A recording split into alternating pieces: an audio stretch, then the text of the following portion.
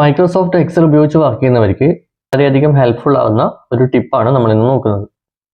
ഇപ്പം നിങ്ങൾ സ്ക്രീനിൽ കാണുന്ന പോലെ ഇന്റർനാഷണൽ കറൻസികളെ നമുക്ക് എങ്ങനെ വേർഡ്സിലേക്ക് മാറ്റാം.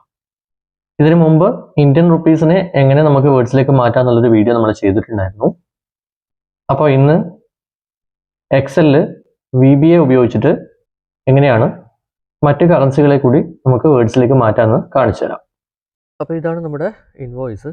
ഇതിലേക്കാണ് നമ്മുടെ മൾട്ടിപ്പിൾ കറൻസിയെ വേർഡ്സിലേക്ക് മാറ്റുന്ന ആ ഒരു സിസ്റ്റം അപ്ലൈ ചെയ്യാൻ വേണ്ടി പോകുന്നത്. അപ്പോൾ ആദ്യം നമുക്ക് വേണ്ടുന്നത് ഇവിടെ കറൻസി സെലക്ട് ചെയ്യാനുള്ള ഒരു ലിസ്റ്റ് ആദ്യം ക്രിയേറ്റ് ചെയ്യണം. ഞാൻ അതിന് വേണ്ടിയിട്ട് ഷീറ്റ് നമ്പർ 2ൽ കുറച്ച് കൺട്രിയുടെ പേരും പോലെ അവിടുത്തെ കറൻസിയും ഞാൻ ഒരു ടേബിളായിട്ട് കൊടുത്തിട്ടുണ്ട്. ഇതിനെ നമുക്ക് ഷീറ്റ് നമ്പർ 1ൽ ഡാറ്റ വാലിഡേഷൻ യൂസ് ചെയ്തിട്ട് ഒരു ലിസ്റ്റായിട്ട് ഫോം ചെയ്യാം. ഇവിടെ ഞാൻ കറൻസി എന്ന് ടൈപ്പ് ചെയ്യാണ്.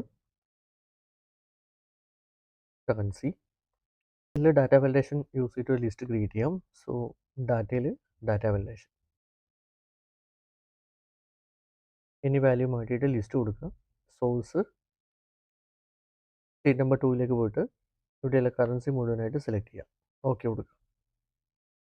നമുക്ക് നമ്മുടെ ആ ടേബിളിൽ കാണിച്ച എല്ലാ കറൻസിയും നമുക്കിവിടെ ലിസ്റ്റ് ചെയ്യുന്നുണ്ട്.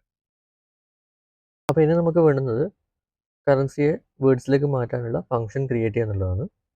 അതിന് വേണ്ടിയിട്ട് നമ്മൾ ഡെവലപ്പർ ടാബിൽ വ്യൂ കോഡ് എടുക്കുക.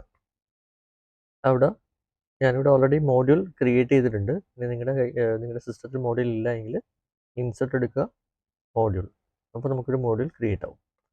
ഞാൻ ഡബിൾ ക്ലിക്ക് ചെയ്യുക. ഞാൻ നേരത്തെ ക്രിയേറ്റ് ചെയ്ത് വെച്ചൊരു കോഡാണ്. ആ കോഡിന് പഴയ കോഡാണ്. അപ്പോൾ ആ കോഡിനെ ഞാൻ ഒന്ന് പുതിയ കോഡാക്കി മാറ്റുകയാണ്. സോ ഞാൻ നോട്ട് പാഡിൽ ഓൾറെഡി കോഡ് ക്രിയേറ്റ് ചെയ്ത് വെച്ചിട്ടുണ്ട്. നമ്മൾ കോഡ് ക്രിയേറ്റ് ചെയ്യുന്നത് നമ്മൾ സെർച്ചിങ് ഒക്കെ യൂസ് ചെയ്ത് തന്നെയാണ്. ഇപ്പോഴാണെങ്കിൽ നമുക്ക് പല AI ടൂൾസ് ഉണ്ട്, അത് ഉപയോഗിച്ച് ചെയ്യാം. അല്ലെങ്കിൽ ഗൂഗിൾ സെർച്ച് ഉപയോഗിച്ച് നമുക്ക് കോഡ് ക്രിയേറ്റ് ചെയ്യാം.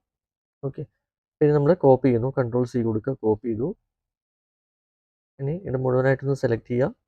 Ctrl+V കൊടുത്തു കഴിഞ്ഞാൽ നമുക്ക് പേസ്റ്റ് ചെയ്യാൻ പറ്റും. ഇനി ഇത് ക്ലോസ് ചെയ്തു. ക്ലോസ് ചെയ്തതിന് ശേഷം ഇവിടെയാണ് ഞാൻ ഫംഗ്ഷൻ അപ്ലൈ ചെയ്യുന്നത്. Equal to currency to words. അത് സെലക്ട് ചെയ്യുക, ബ്രാക്കറ്റ് ഓപ്പൺ ചെയ്യുക, ടോട്ടൽ എടുക്കുക, കോമ ഇട്ടതിന് ശേഷം ചെയ്യുക, ബ്രാക്കറ്റ് ക്ലോസ് ചെയ്യുക, എൻ്റർ കൊടുക്കുക.